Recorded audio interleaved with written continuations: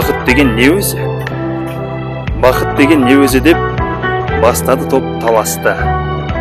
Бірі оны үйден іздеп, бірі қырдан әр асты.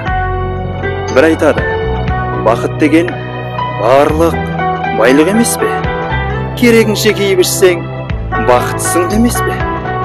Бір айтады, жоқ, бақыт деген қолың жетпес мансап қой. Жұрттан көрі жүрсең ерек, соның өзі жақсы ат қой. Бір айтады, бақыт деген жүйрік мініп той тойлау. Ісің болмай күйбең менен, қарын тойса қарт ойнау.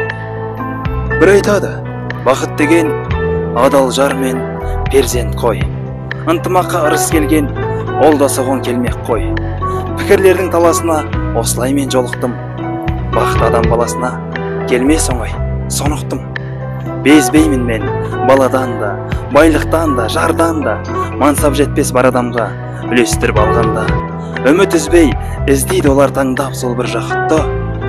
Оны алыстан іздемеген, жүректен тап бақытта.